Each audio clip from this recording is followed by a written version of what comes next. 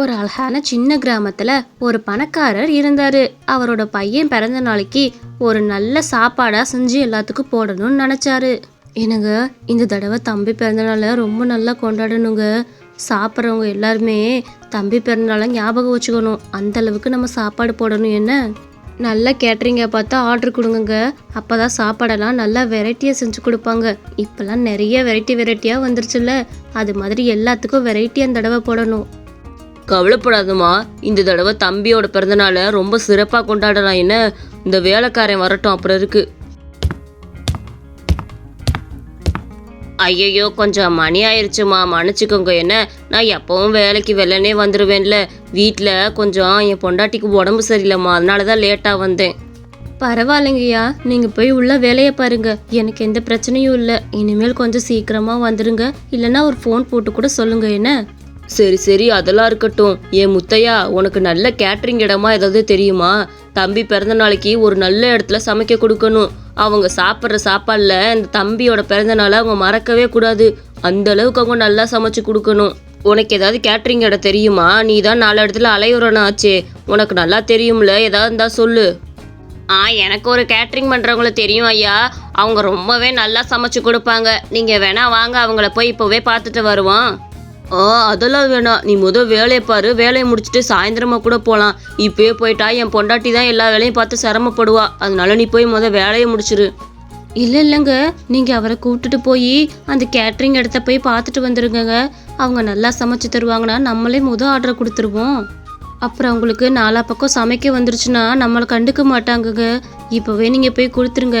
என் பையனோட பிறந்தநாள் ரொம்ப சிறப்பாக போகணும். அப்புறம் என்னங்கய்யா, வாங்க நம்ம போய் அந்த இடத்த பார்த்துட்டு வந்துடுவோம் ஒரு எட்டு. அவங்க 2 பேருமே அந்த கேட்ரிங் பண்ணுற இடத்த போய் பார்க்கலான்னு போனாங்க.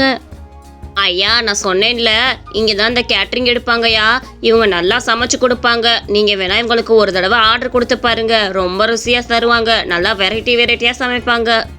அடே லூசு போயில, என்னடா சின்னதாக இத்தினூண்டா வீடாக இருக்குது, இவங்க கேட்ரிங் பண்ணுவாங்களாக்கும். அதுவும் நல்ல வெரைட்டியாக வேற சமைப்பாங்களாக்கும். பேசாம வந்துடு. இந்த இடத்த பார்க்கும் போதே தெரியுது இவங்க எந்த மாதிரி சமைச்சு கொடுப்பாங்கன்னு. ஐயா, அப்படி சொல்லாதீங்க. அவங்க உண்மையிலே ரொம்ப அருமையா சமைச்சு தருவாங்க. இருங்க, நான் ஒரு தடவை கூப்பிட்றேன், பேசி பாருங்க. அம்மா கொஞ்சம் வெளியே வாங்கம்மா, கேட்ரிங் விஷயமா பேசணும், வெளியே வாங்க. அட, யாருப்பா நீங்க? ரொம்ப தொலைவுலேருந்து வந்திருப்பீங்க போல. வாங்க, உள்ள ஒரு டம்ளர் தண்ணி குடிச்சிட்டு கொஞ்ச நேரம் உக்காருங்க. என்ன விளாண்டுட்டு இருக்கியா? இவங்க 2 பேரை சமைச்சு தர போறாங்க. இவங்க 2 பேரையும் பார்த்தா ரொம்ப முடியாதவங்க மாதிரி இருக்கிறாங்க. இவங்க சமைச்சு தர போறாங்களா? அதுவும் கிராமத்தாளுக மாதிரி இருக்காங்க. இவங்களுக்கு இப்ப இருக்க சமையலை பத்தி என்ன தெரியும்? ஏன்டா இந்த மாதிரி பண்ணிக்கிட்டு இருக்கிற? நான் ஒரு நல்ல கேட்ரிங் பண்ற இடமா பார்த்து தானே கூட்டிட்டு போன்னு சொன்னேன். இந்த மாதிரி ஆளுகள்கிட்ட கூட்டிட்டு வந்திருக்கிற. நான் என்ன இட்லி தோசையும் இடியாப்பமா போட போறேன்? என்னோட பையன் பிறந்த நாளைக்கு நல்லா வெரைட்டியா சமைச்சு போகணுன்னு பார்த்தா இந்த கிழவியோட சாப்பாடு சாப்பிட்றதுக்காக நாங்கள் வந்தேன். இங்கே பாருப்பா, கொஞ்சம் மரியாதையாக பேசு. வீடு தேடி வந்தது நீ, நான் கிடையாது. நீயா வந்துட்டு இந்த பேச்சு பேசுறது நியாயமா சொல்லு? உங்கள்கிட்ட பேசி என்ன ஆகுறது? எல்லாம் இவனை சொல்லணும். ஏண்டா, உன்னை வேலைக்கு வச்ச ஒரே பாவத்துக்காக தான் உங்ககிட்ட கேட்டேன். இப்போ இனிமேல் அது கூட நான் கேட்க மாட்டேன். நல்ல வேலை கொடுக்குற நீ எனக்கு. போடா அவர் ரொம்ப கோவப்பட்டு அங்கேருந்து கிளம்பினாரு. என்னங்க இது? இந்த ஆளுகளாக வந்து என்னென்னமோ பேசிக்கிட்டு நம்மளை தலைக்குறைவாக பேசிட்டு போகிறானுங்க. நம்ம ஏதாவது இவங்க பக்கத்து வந்து கேட்டோமா செஞ்சோமா? இந்த ஆளுகளாக வந்துக்கிட்டு அதுகளாக பேசிக்குதுங்க. விடுமா, அந்த ஆள் கிடக்குறியா? நம்ம சமையலை பற்றி இந்த உலகத்துக்கே தெரியும். இவனுங்களுக்கு தெரிஞ்சா என்ன, தெரியலனா என்ன?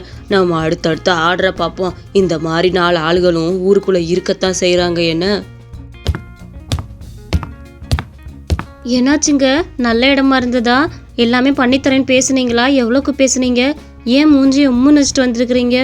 அட ஏமா, எல்லாம் இந்த பிக்காளி பையனால தான். அங்கே வயசான கிளவிட்டியும் கூட்டிகிட்டு போயிருக்கேம்மா. அங்கே பார்த்தா அவங்க வெளியே வராங்க, பார்த்தா ரொம்ப முடியாதவங்க மாதிரி இருக்கிறாங்க. அவங்க தான் சமைச்சு தர போகிறாங்களாம் கேட்டா. அது மட்டும் இல்லை, இந்த சாம்பார் இட்லி தோசை செஞ்சிருக்கா. நான் அவங்கள போய் பார்க்க போனேன்.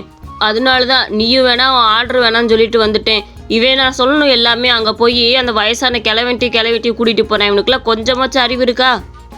ஐயோ விடுங்கங்க, அவருக்கு தெரியாமல் கூட்டிகிட்டு போயிட்டாருன்னு நினைக்கிறேன். சரி விடுங்கங்க, வேறு ஆளாக கூட பார்த்துக்கலாம். டென்ஷன் ஆகாதீங்க. ஊரில் வேறு ஆளாக இல்லை. ஆமாம், காலையிலேருந்து உங்கள் ஃப்ரெண்டு மாணிக்கம் ஃபோன் பண்ணிக்கிட்டே இருந்தார். சாயந்தரம் ஆயிடுச்சு, நீங்கள் இப்போ தான் வரீங்க. நீங்கள் உடனே கிளம்பி அவர் வீட்டுக்கு போங்க. அவர் பால் காய்ச்சிக்கு சொன்னாரா, நீங்கள் வரவே இல்லையாமே. அட ஆமா, மறந்தே போயிட்டேன் பாரு. நான் கிளம்புறேன். என்னம்மா? அவர் அவரோட ஃப்ரெண்டு மாணிக்க வீட்டுக்கு கிளம்பி போனாரு. அடடே, வீடெல்லாம் ரொம்ப அருமையாக தான் கட்டியிருக்கான் நம்ம நண்பன். சூப்பராக இருக்கு. வெளியே இருந்து பார்க்கும் போதே போய் கூப்பிடுவோம். மாணிக்கம், மாணிக்கம், வெளியே வாடா கொஞ்சம். உன் நண்பன் வந்திருக்கேன், வா. அட அட அட, வா நண்பா, எப்படி இருக்கிற? உன்னைய காலையிலே நான் கூப்பிட்டேனா இல்லையா? பால் காய்ச்சிக்கு வர நேரமா இது. நான் இன்ன வரைக்கும் ஃபோன் பண்ணி கூப்பிடாம இருந்தா நீ இன்னைக்கு வந்திருக்க மாட்டேன், அப்படிதானே? ஏண்டா, புது வீடு கட்டியிருக்கேன், வந்து ஒரு வாய் சாப்பிட்ணுன்னு உனக்குலாம் நினப்பு இருக்கா நண்பன் வீட்டில்? அது ஒன்றும் இல்லை நண்பா, அந்த பையனுக்கு பிறந்த நாளா, அதுக்காக கொஞ்சம் அலைஞ்சிக்கிட்டு இருந்தேன். வீடெல்லாம் ரொம்ப அருமையாக கட்டியிருக்கிறியே, பார்க்குறதுக்கே ரொம்ப நல்லா இருக்கு. சரி சரி, வா வீட்டுக்குள்ளே போவோம். சரிடா, வா உள்ளே போவோம். உள்ளே போய் 2 பேரும் சாப்பிட்டுக்கிட்டே பேசுவோம். நான் சாப்பிட்டேன், உனக்காக தான் சாப்பாடுலாம் எடுத்து வச்சுருக்கேன். அட, பார்க்கவே ஹால் ரொம்ப அருமையாக இருக்குதுடா. நல்லா சோபாலாம் போட்டுட்ட, ஜாலியாக நீ படுத்துங்குவேன்ன. ஆமாண்டா, இனிமேல் நிம்மதியாக அந்த ஷோபாவில் சாஞ்சிக்க உக்காந்துக்கலாம். நம்ம புது வீடு நம்ம கட்டினது ஒரு மனசுக்கு நிம்மதியாக தான் இருக்குது. என்ன? சரி சரி, வா சாப்பிட்றதுக்கு அட, என்னடா இவ்வளோ வெரைட்டிஸ் இருக்குது, சூப்பராக இருக்கே பார்க்குறதுக்கே.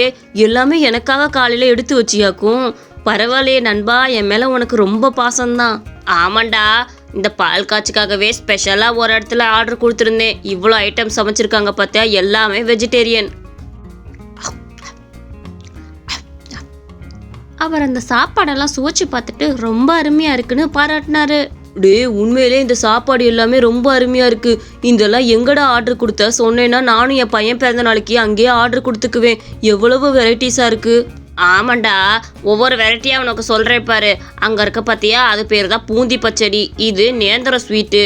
அதுக்கப்புறம் இது வந்து காலிஃப்ளவர் ஃப்ரையி. இது வாழைக்கால ஃபிஷ் ஃப்ரையி. இது பேர் ஏதோ மலாய் ஆம்பூர் ஜாம்னு சொன்னாங்க. எனக்கு சரியாக தெரில, எதுக்கும் கேட்டுக்க. அதுக்கப்புறம் வெஜிடபிள் பிரியாணி இருக்குது, ஸ்வீட்டுக்கு லட்டு இருக்குது, நானும். அதுக்கப்புறம் இந்த பன்னீர் பட்டர் மசாலாவும் ரொம்பவே அருமையாக இருந்தது. சாப்பிட்டு பாரு. அட அட அட, எவ்வளவு வெரைட்டி! எப்பா, செம்மையாக இருக்குதுடா. நானும் இந்த மாதிரி தான் என் பையன் பிறந்த நாளைக்கு ஆர்டர் கொடுக்கணும்னு நினச்சேன். பார்த்தா ஒரு இது அமையலடா. இதை எங்கே கொடுத்தேன்னு சொல்லு. அதுவாடா, அது அந்த மலை இருக்குது பார்த்தியா, மலை, அதுக்கு பின்னாடி ஒரு சின்ன கிராமம் இருக்கும். அங்கனக்குள்ளே ஒரு சின்ன ஓட்டு வீடு இருக்கும், பார்த்துருக்கேன். அந்த முனையை திரும்பினதுமே அங்கே ஒரு தாத்தா பாட்டிகிட்டே தான் கொடுத்தேன். என்னது, தாத்தா பாட்டிட்டியா? எது, அந்த ஒரு தண்ணி பைப்பெலாம் கூட இருக்குமே, அந்த வீடா? அந்த வீட்டுக்கு நான் தான் கொடுக்க போயிட்டு, அந்த கிழவி இருக்காங்க, இவங்களாம் நல்லா சமைக்க மாட்டாங்கன்னு சொல்லிட்டு வந்தேன். அந்த வீட்லையாடா நீ கொடுத்த? அடப்பாவி, அவங்க எவ்வளோ நல்லா சமைச்சு தருவாங்க தெரியுமா? அவங்க ஒரு ஆர்டர் எடுக்கிறாங்கன்னா அது பெரிய விஷயம். அவங்க எப்போவுமே பிஸியாக தான் இருப்பாங்கடா. நமக்கு கிடைக்கிறதே பெரிய விஷயம். அந்த வாய்ப்பை போய் தவற விட்டுட்டியே நீ. ஐயோ, வயசானவங்களா இருக்காங்க, அதனால தோசை இட்லியை தவிர எதுவும் சமைக்க தெரியாதுன்னு நினச்சேன்டா. பார்த்தா என்னென்ன வெரைட்டிஸ்லாம் சமைச்சு வச்சுருக்காங்க பாரு. நான் இப்போவே அவங்க வீட்டுக்கு போய் சமையல் ஆர்டர் கொடுக்குறேன், மன்னிப்பு கேட்டு. பாவம், அவங்கள உருவத்தை பார்த்து தப்பாக எடை போட்டுட்டேன் நான். அதுக்கு தாண்டா சொல்கிறது, யாரையும் உருவத்தை பார்த்து தப்பான்னு நினைக்கக்கூடாதுன்னு. அவங்க எவ்வளவு திறமையை கையில் வச்சுருக்கிறாங்க பார்த்தேல்ல. அவன் நண்பன் சாப்பிட்டு முடிச்சுட்டு வேமா அந்த தாத்தா பாட்டி வீட்டுக்கு கிளம்பி போனான். தாத்தா பாட்டி, தாத்தா பாட்டி, கொஞ்சம் வாங்க. என்னை மன்னிச்சிருங்க தாத்தா பாட்டி, நான் உங்களை போய் தப்பான்னு நினச்சிட்டேனே. உங்கள் உருவத்தை பார்த்து நான் தப்பாக எடை போட்டுட்டேன். ஆனால் நீங்கள் எவ்வளவு அருமையாக சமைச்சு கொடுத்துருக்குறீங்க. மன்னிச்சிருங்கம்மா. என்னோட பையன் பிறந்த நாளைக்கு கட்டாயம் நீங்கள் தான் சமைச்சு கொடுக்கணும். ஏன்னா தம்பி, அன்னைக்கு வந்து அந்த பேச்சு பேசிட்டு போனீங்க, எங்களுக்கு சமைக்க தெரியாது அது தெரியாதுன்னு. அதெல்லாம் வேணாம்ப்பா, நீயே பார்த்துக்க. ஐயோ அம்மா, மன்னிச்சிருங்க. நீங்கள் கிராமத்தாலாக இருக்கீங்கன்னு உங்களுக்கு இட்லி தோசையை தவிர வேறு எதுவும் சமைக்க தெரியாதுன்னு நினச்சிட்டேன்.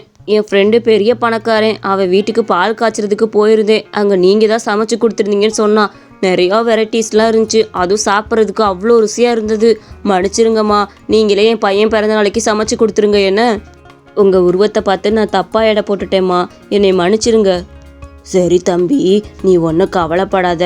அவள் ஏதோ கோபத்தில் பேசுகிறா, நாங்களே உங்களுக்கு சமைச்சு தரோம். என்ன, இனிமேல் யாரையும் அப்படி பேசாதப்பா, மூஞ்சில் அடித்த மாதிரி.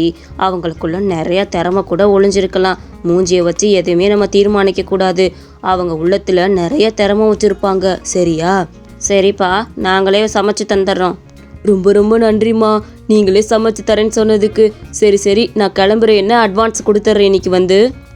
அந்த பாட்டியும் நல்லா வெரைட்டியா அவனுக்கு சமைச்சு கொடுத்தாங்க. அவன் பையனோட பிறந்த நாள்ல எல்லாருமே வந்து சாப்பாடை பத்தி ரொம்ப வாழ்த்திட்டு போனாங்க.